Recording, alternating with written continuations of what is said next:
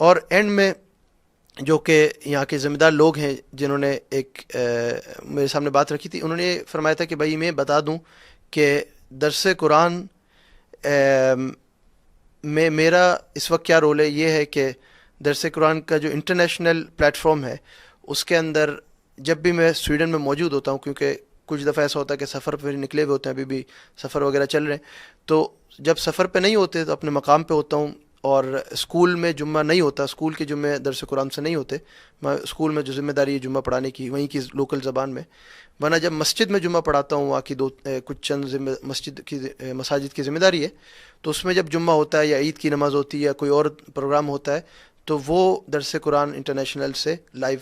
چلتا ہے. اور عام طور پہ وہ 3-4 زبانوں میں الحمدللہ ہوتا ہے، عربی، انگلش، سویڈش اور اردو. تو ان زبانوں میں جو اللہ تعالیٰ نے کچھ جو ہے اس میں علم عطا کیا ہے اللہ کے رحم و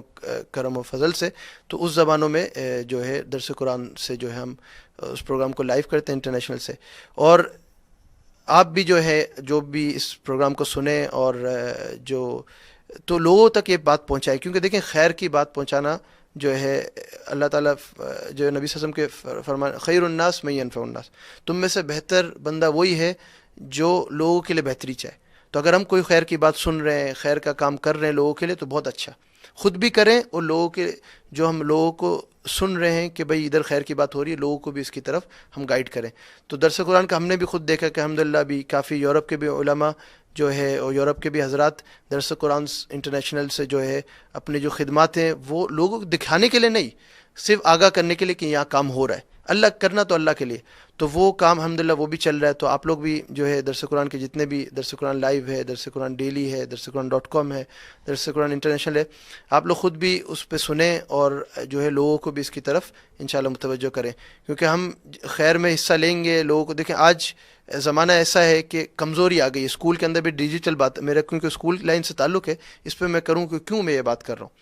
دیکھیں بات یہ ہے کہ پہلے جو اسٹوڈنٹس تھے ہمارے ٹائم میں یا آپ کے ٹائم میں یا اس سے پہلے والے ٹائم میں کیا تھا کہ بھئی صرف لکھنا اور رٹانا وہ کافی ہو جاتا تھا، لکھتے رہو. ابھی حال میں یہ بات ہو رہی تھی کہ اب بچوں کی لکھنے کی صلاحیت بھی کم ہو گئی ہے، کیونکہ جو ٹائپنگ آ گئی ہے موبائلز پہ، لیپ ٹاپ پہ اور کمپیوٹرز کے اوپر اور جو ہے آئی پیڈ اور یہ جو ان چیزوں پہ، تو بچوں کی لکھنے کی عادت ختم ہو گئی، کیونکہ اب ڈیجیٹل ٹائم آ رہا ہے. اس میں کیا ہوتا ہے کہ بھائی لوگ ڈیجیٹل چیزوں کی طرف جا رہے ہیں، تو جب لوگ جا رہے ہیں ڈیجیٹل چیزوں کی طرف اور لوگ جو دوسری چیزوں کو دیکھ رہے ہیں دوسری چیزوں، تو کیوں نہ ہم دینی جو کام ہو رہے ہیں اس کی طرف لوگوں کی صلاحیتیں لگائیں اور لوگوں کو جو ہے ہم جو ہے اس طرح کریں کہ بھائی لوگ دینی پروگرام کو سنیں اور اس سے جو ہے فائدہ حاصل کریں اور لوگوں کے آگے تک یہ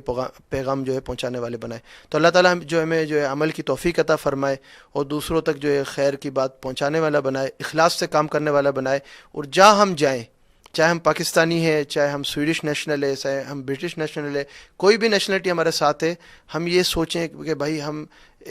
ان دا اینڈ ہم جو ہے انسان ہیں، مسلمان ہیں، کوئی بھی نیشنلٹی ہمارے ساتھ جڑی ہوئی ہے، ہمارا کام یہ ہے کہ لوگوں کے ساتھ بھلائی والا معاملہ کرنا، چاہے وہ مسلمان ہے، غیر مسلم ہے، کوئی بھی مذہب سے تعلق رکھتا ہے، کوئی بھی مذہب سے تعلق نہیں رکھتا، چاہے وہ جانور ہے، چاہے وہ دیکھیں اللہ کے نبی صلی اللہ علیہ وسلم نے ہمیں سکھایا ہے کہ ہم نے ہر چیز کا احترام کرنا ہے، چاہے وہ بلڈنگ ہے،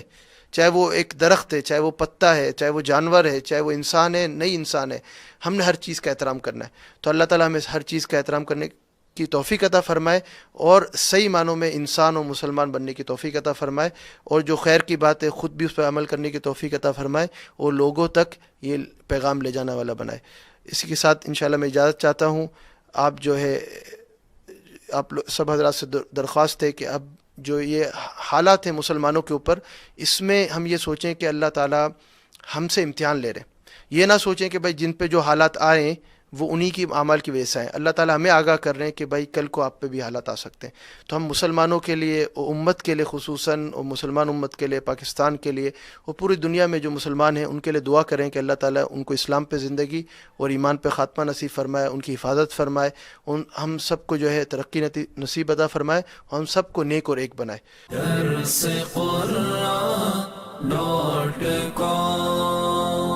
www.darsequran.com